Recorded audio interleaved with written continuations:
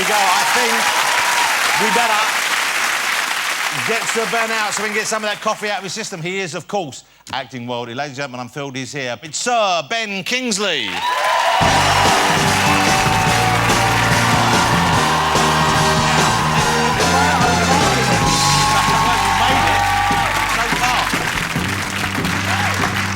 Sir Ben Kingsley, ladies and gentlemen. Wow, you look fabulous. Thank you very much. Thank you. Wow. Thank you. This isn't just the coffee. You must work out. You keep yourself in shape. Obviously. I do. I like to, when I'm at home, I like to swim. One of my treats to myself is a little pool at home. Wow, lovely. And I do a little bit of weights. Do you? I hear someone told me you walk around naked at home all the time. Is this correct? Who told you that? Your postman. It's a postwoman. So it was a man. No. So this is what I heard. This is a rumour going around about you. This is some vegan nonsense. OK, we should point out, Sir Ben can use that accent. I can. Because of your legacy. I will. No, but I'll do other accents too. That's not a legacy, is it? I'll do others. Well, you can do as much as you want. But if you do one from another country, often people think that that's being... Oh, that's Yorkshire. Yeah. That's another country. Because I was born in Scarborough, see. But you live down here now, I guess, do you? You're London-based now? No, I live in Oxfordshire. Oh, good Lord. There's no way you're from Oxfordshire. Yes, they are. Because people from Oxfordshire don't whoop their own town, right? They know how to live. Wow, yeah. It's a crazy place? Crazy place, wow. where I lived, yeah. What's a big night out in Oxfordshire? I know. Oh, last night was amazing because we had a power outage, which is very unusual. Say no more. That sounds incredible. It was amazing. Already, Amazing. That was a high spot of the evening. And I decided, because I lit the candles, lit the fire, and sipping a whiskey, and Darren, my gardener, who's probably watching, came around for a whiskey, and he really looked quite ashen. I said, Darren, what is it? What is it? And he'd spent 2 weeks with his seedlings in the greenhouse. Is this a sexual euphemism? No, let me finish. It gets better and it gets heroic. He all these wonderful little seedlings, in a power outage, electric fan heater goes off in your greenhouse, they die. In this That's weather? Weeks and weeks of work, they die. So I dragged myself away from my whiskey, my fire and my candles, and with Darren at midnight, lugging this great big gas heater to put it into his greenhouse and lighting it, but we saved the seedlings. Some seedlings. Save the seedlings. Can I just check, are you and Darren partners? Is this like a civil partnership? Or... Not a civil partnership, No. We work together. Just friends, then? He does the fine work and he allows me to do the bonfire and the hacking and, the heavy, the boring stuff. He does the creative stuff. So you obviously enjoy, gardening, I love gardening, I love cooking. And you cook naked, is that right? This is what I I've heard. do not. Where's this come from? Well, someone told me this, and I thought it makes... Someone? Well, it makes sense. No, because... Doesn't make any sense at all. But only just because I did a film wearing a large nappy, there's no need to nag me about it. This is not a Gandhi hangover. OK, let's talk about Gandhi.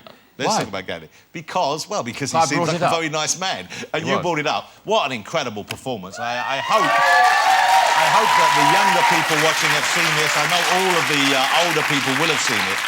What a remarkable performance, and a kind of a career-changing one for you, I would have thought. It's shown in schools, so thank goodness all the young people do know about They will the have film. seen. Yeah. And you were actually, despite the way you look there, you were a young man when you got that role. You were under 40, weren't you? Yeah, 36, 37. Wow. And there was some controversy about you getting the part initially, wasn't there? I don't know about any controversy. There were questions in Parliament. I'm getting a bit uncomfortable now. I'll be honest with you. Here's the reason why. Sir Ben was OK to play this part because it wasn't because your birth name is Krishna Banji. Oh, that's right. But that is a really strange name because Krishna is a Hindu name and Banji is a Muslim name. So that actually, as a name in the Indian subcontinent, doesn't exist. It doesn't exist. And your father was the Indian side? My father was the Indian side, and my mother was the half Russian Jewish side. Wow. So Russian Jewish, a bit of English, and Gujarati, Ismaili Khoja. And do you speak any Gujarati? That was Gujarati, I was just talking. That's Gujarati. If I do it quick enough, it's convincing. And I move my head from side to side.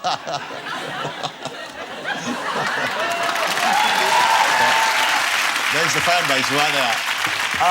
Do you take much of the personality away with you? I mean, when you finished Gandhi, what did you have of Gandhi left in you when you'd finished that adventure with? There are roles that do stick to the inside of your rib cage. They become part of you, or they awaken a part of you that's dormant, even if it's a violent role, like Sexy Beast. It awoke in me a part that I didn't realise was there. There is that rage in all of us. Yeah. And you tap into it and there he is! Yeah. You tap into aspects of yourself, which is an extraordinary adventure. Whether or not they stay with you, I don't know. I think they're already there, you wake them up. Whenever I spend some time with you, whenever I'm near you, I always notice, and I'm always struck by your use of language. You obviously love language. You obviously adore using it, and you seem to like the structure of it. I was at a Pride of Britain Award with Sir Ben a couple of years back, and you made a speech on stage which was eloquent and lovely, and it was memorable, although I have forgotten it. But at the time it was... But I remember thinking, wow, I wish I could remember that speech, because it was such a wonderful speech, and I'm assuming you wrote that yourself. This is something you had before you acted, or it's grown out of your love of words from your roles? I think that the role of an actor, if this doesn't sound too pompous, has given me a place to stand from which I can be heard, because, frankly, as a child, I was pretty well ignored by my parents. It was a very strange household, and one had to desperately audition for one's love. It was a struggle to be seen and heard, and maybe that suppressed scream or language or whatever was released when I became an actor. I'm far more articulate through other characters. And there's a beauty in language, even kind of like, rougher language or kind of cruder language. Like when you play Don Logan, we're talking about Sexy Beast, of course, the way he speaks, there's a kind of a poetry in that even, isn't there? Well, that script was beautiful because it read like Shakespeare. It was dramatic poetry at its best. The rhythms of that language were unaltered by Ray and I can remember that there were a block of 13 no's, followed by a block of 8 no's. I can still remember that. No, no, no, no, no, no, no, no, no, no, no, no, no, no, no. I can remember the blocks of no's and how beautifully they were laid out on the page, and I never deviated from that script. It was a perfectly written When you first saw it, though, did you think maybe the printer was broken, or you knew that was... I read it saying, there you are. That was my reaction. Yeah. There you are. Wonderful. It's a fabulous movie and just such a powerful experience. This is Sexy Beast. Do it. I'm retired. Do it. This is madness. I've had enough of this crime and punishment bollocks. I'm happy here. I won't let you be happy. Why should I? Friday at the Grosvenor, you'll be there. I won't. You will. I told Ted you're doing it. Don't you show me up. No, I won't be there. You will. You're Mr. Roundtree. No, Don. Yes, Roundtree. No. Yes, Grosvenor. No, Don. Friday. I won't be there. You will. No, Don. Yes, yes, yes, yes, yes. Wow. What a performance. What a part to get, though. You must know when you have a part like that, you must know that there's a chance there that you're going to create something special. It was a beautifully written part, yeah. Do you ever... Are you at all kind of like critical of the way language is evolving, the way it's changing, the way people use it now? I'm sorry to say that I am, and I worry sometimes that all the choices that we have at our fingertips linguistically are shrinking. We use one collective noun now for everything. One word instead of a galaxy of beautiful words. Although there are new words appearing all the time. I know there are. I mean, do you like text words, for example? No. Do you ever use... You don't know I'm that? sorry, I don't. Have you never typed, I am lolling? No. No? Have you ever... I had to ask somebody what lol meant. Have you ever waffled? No. Do you know what waffling is? No, I don't. Well, how do you know? You haven't done it. Well, that's true. Well, that's the weird thing. Those acronyms have become words in themselves now. Yeah, they have. But that's the way language has always evolved. Sure, sure. I have here a short extract from one of the most famous speeches from Shakespeare, from Richard III. Now is the winter, bloody, bloody, blah. Yes. And I have a modern version written by the kids, which is on the street. Is it all right if I stick my finger? No, I'm going to ask you to read that, and then I'm going to ask you to try and enter into this one with the same amount of gusto and see if you like the new rhythms. May I try this? Please do. So, Ben Kingsley. Richard III. What happened? Now is the winter of our discontent made glorious summer by this son of York. And all the clouds that lowered upon our house in the deep bosom of the ocean buried. Now are our brows bound up with victorious wreaths, our bruised arms hung up for monuments. That's what it is.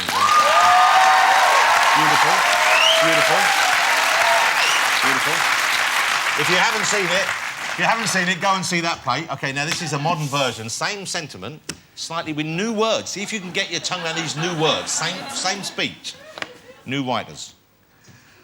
Now, my father betrothed on, thanks to our man King Edward the Fourth, all them bad things that were going on with the York family have vanished and turned pung. Now we're just reaching our heads on our heads. I prefer that one. I don't think you gave that a chance. I did. You didn't give that a chance. I gave it my best shot. You didn't, because this is now all of my fam's bare troubles are done.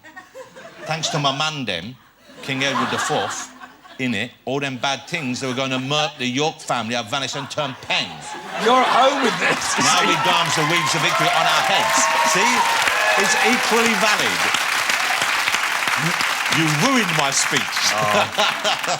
No, you did it beautifully. I didn't realise that you had, early in your career, you had performed in musicals as well, and that you sung on stage, and that you have composed as well for musicals. I didn't know about this side of you at all. Do you still do that? Do you still dabble in music? Do you still compose or sing? I think I use my musical ear to try and catch the rhythm of a character, but I don't often publicly sing anymore. And yet the musical you years ago, I believe it was called, is it Smashing Time or Smashing Day? Smashing Day. And this was in the late 60s? Yes. And Brian Epstein was involved in producing. Yeah. And didn't the Beatles, they saw potential? They had a word with me after the show. They said, you know, you ought to meet our recording manager and have a go, give it a go. And I did. I met this terrifying man behind this massive desk and clouds of cigar smoke who said, I want to mould you. I'm going to mould you into a star, a rock star. And I ran out of the room, terrified, and became an actor instead. Do you ever regret that, though? No, I don't. I don't regret it. Because I think I've sort of melded the two in a crude kind of way. But you can sing, and I was wondering whether, we're going to take a break now, whether I could use the time of the break to persuade you to maybe give us a song here. Because I think that would be quite an experience. So I'm going to leave that hanging, let you think about that, and when we come back, we may have Sir Ben Kingsley singing for you as well. Don't go away, join me after the break. Sir Ben Kingsley will still be here.